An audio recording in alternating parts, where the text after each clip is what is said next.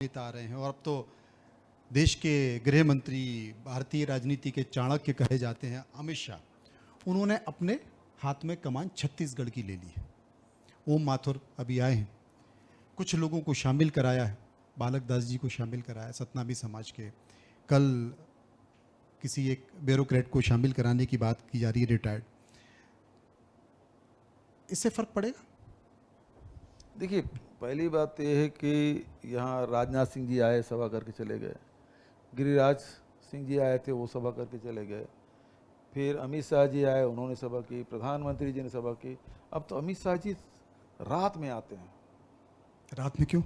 अब उसको तो उसी से पूछना पड़ेगा कि करते क्या है रात में, और सुबह फिर चले जाते हैं। कोई सभा नहीं, कोई पब्लिक मीटिंग नहीं। अच्छा, हाँ, लेकिन रात में आते हैं और सुबह चले जाते हैं।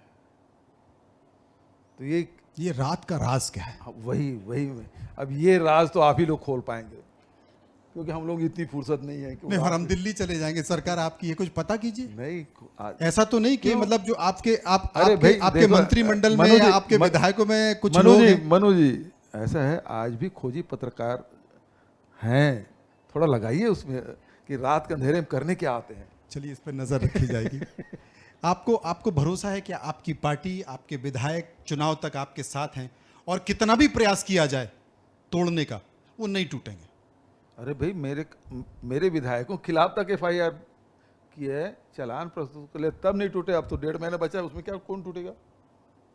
अच्छा, बीजेपी अभी बैठक कर रही है, प्रयास कर रही है, क्योंकि मैं देख रहा हूं 1 साल पहले आपने भेंट मुलाकात कार्यक्रम शुरू किया, उसमें पूरे छत्तीसगढ़ को आपने एक तार में बांध दिया। फिर उसके बाद आपने भरोसा सम्मेलन शुरू किया, 6 महीने से वो आपका चल रहा है, जो सरकार से भी जुड़ा हुआ है, आपसे भी जुड़ा हुआ है, सरकार की योजनाओं का उल्लेख करता है, जनता को दिखाता है।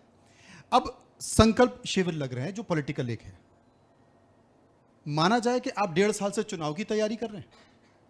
देखिए, उसमें तो ये है कि दोनों काम एक साथ हो रहे थे। जनता के बीच भी जाना है और हमारी योजनाओं का लाभ मिल रहा है, नहीं मिल रहा है, अधिकारी ठीक से काम कर रहे हैं नहीं कर रहे हैं, उस सारी चीज़ की जानकारी मिल रही थी, उसमें कार्रवाई भी कर रहे थे। और जनता से जुड़ना तो हमेशा फ़ायदेमंद होता है। जनता के बीच में जाओ तो एक तो उनसे व्यक्तिगत संबंध भी बनते हैं, दूसरा उनका हाल चाल भी पूछ लेते हैं, तीसरा योजनाओं की जानकारी मिल जाती है, हम सही कदम उठाएं कि नहीं उठाएं इसकी जानकारी हो जाती है। आपने एक और बात आप नहीं बोले जी। आज मैं युवाओं से भेंट मुलाकात कार्यक्रम के ये 5वां कार्यक्रम था जो अंबिकापुर से करके आ रहा हूँ।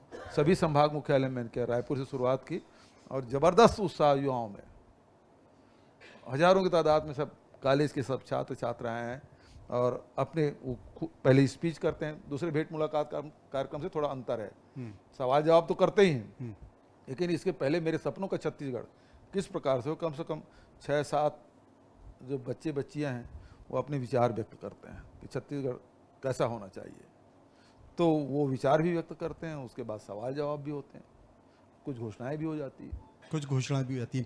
भूपेश जी, बहुत सारी चीज़ें हैं, क्योंकि आरोप प्रत्यारोप तो दौर तो चलता रहता है, लेकिन आप जब सरकार में आए तो बहुत सारी योजनाएं आपके साथ, क्योंकि कहीं ना कहीं खेत खलियान और किसान, इसके इर्द गिर्द कांग्रेस पार्टी सरकार, जहाँ जहाँ सरकारें हैं वो काम करती हैं।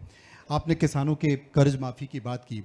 पहले भारतीय जनता पार्टी की सरकार में करीब करीब 5 ऐसे वनोपज थे, 5 और 6, जिन पर समर्थन मूल्य मिलता था।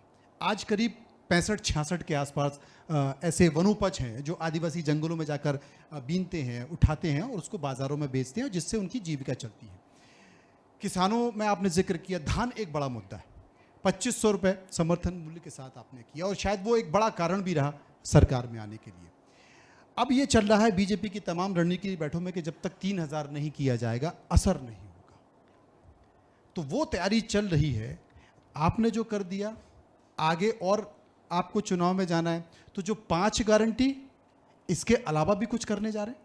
देखिए, सबसे पहली बात यह है कि गांधी जी के समय से ही जो मेहनत है उसका सम्मान देने का काम कांग्रेस पार्टी ने किया। चाहे नील की खेती करने वाले किसान हो, चाहे बुनकर हो, चाहे मेला ढोने वाले हों, तो जो भी मेहनत कश है उसको सम्मान देने का। और न केवल गांधी जी ने, सरदार वल्लभ भाई पटेल ने किसानों का आंदोलन किया, नेहरू जी ने आंदोलन किया, तमाम नेताओं ने आंदोलन किया, किसानों के साथ किसानों की लड़ाई लड़ी। और इंदिरा जी के समय आते आते MSP इंदिरा जी ने उसको घोषित किया। और उसके बाद लगातार बैंक खोल आम जनता के लिए, किसानों के लिए खोलने का काम इंदिरा जी के समय हुआ। तो लगातार कोशिश यही रही कि ये जो मेहनत कश लोग हैं उसको सम्मान मिलना चाहिए, और वो काम कांग्रेस की सरकार करती रही। उसी को और थोड़ा सा मजबूती के साथ हमने छत्तीसगढ़ में, चाहे लघु अनुपज संग्रह की बात करें, तेंदुपत्ता 2500 है हमारे पड़ोसी राज्यों में, हमारे यहाँ 4000 है। 6-7 लघु अनुपज खरीदे जाते हैं, हमारे यहाँ 67 प्रकार के खरीदे जा रहे हैं। देश के 3/4 जो लघु अनुपज है केवल छत्तीसगढ़ में, जबकि बहुत सारे राज्यों में जंगल है, बहुत सारे राज्यों में लघु अनुपज होता है, लेकिन 3/4 जो लघु अनुपज है छत्तीसगढ़ में, उसका वैल्यू एडिशन भी कर रहे हैं, उसे रोजगार भी प्राप्त कर रहे हैं, उसे विक्रय करने की व्यवस्था भी कर रहे हैं। उसी प्रकार से किसान है, किसान केवल धान भर उत्पादन नहीं कर रहा, धान के सबसे ज़्यादा कीमत तो है ही हमारे यहाँ। उसके साथ यदि गन्ना की बात करें तो गन्ना भी सबसे ज़्यादा कीमत छत्तीसगढ़ में जी। कोदो कुटकी के तो समर्थन मूल्य घोषित नहीं है, लेकिन हमने छत्तीसगढ़ में घोषित भी किया, उसकी खरीदी की व्यवस्था भी की। तो चाहे मिलेट्स की बात करें, चाहे लघु अनुपज की बात करें, गन्ना मक्का की बात करें, ये सब जितने किसान हैं उसको हमें जो सही मायने में उसको कीमत मिलना चाहिए वो हम देने की कोशिश कर रहे हैं। ये भारतीय जनता पार्टी यदि 3000 नहीं 3500 भी कर दे तो उसमें विश्वास नहीं करेंगे, क्योंकि 2100 घोषित करके भी नहीं खरीदे थे। 300 रुपये बोनस देने के बाद भी सही चुनाव समय देते थे, उसके बाद नहीं देते थे, 2100 कभी दिए ही नहीं जी। तो उसमें तो विश्वास करने का सवाल नहीं उठता। हम भी विश्वास इसलिए करेंगे कि हम कोरोना काल में देश में जहाँ कितने राज्य हैं जो अपने कर्मचारियों के वेतन 30% काट दिए थे, केंद्र सरकार खुद ही अपने सांसदों के जो MP लेड है उसको बंद कर दिया था 2 साल तक के।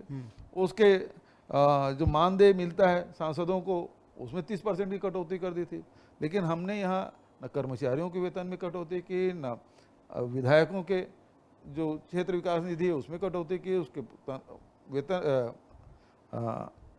जो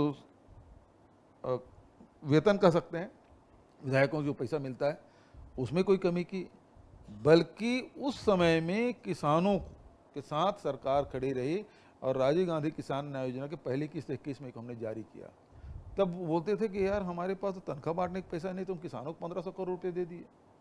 वही समय था जब मजदूरों के साथ हम खड़े हुए, जब देश में कहीं काम नहीं चल रहा था, 26 लाख मनरेगा मजदूर काम कर रहे थे, वो हमारा रिकॉर्ड है।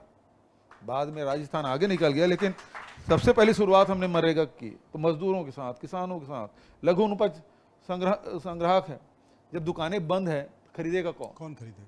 उस समय में हम स्व सहायता समूह को पैसा देके, चाहे इमली हो चाहे महुआ हो, उसको खरीदने का काम किया। तेंदुपत्ता जो व्यापारी हैं उसको बुला के, और वो जो फड़ मुंशी वगैरह जो बोलते हैं उसको हमने लोकल उनको प्रोवाइड कराया और तेंदुपत्ता भी खरीदा, जबकि उस समय देश में सब दुकान भी बंद, फैक्ट्री भी बंद, सब लोग सब वापस जा रहे थे अपने घरों को। उस समय छत्तीसगढ़ सरकार खड़ी रही और यहाँ के लोग कहीं नहीं गए। बावजूद इसके 5 गारंटियां लागू होंगी आगे भाई अभी तो घोषणा पत्र में होगी। घोषणा पत्र की समिति अभी अकबर साहब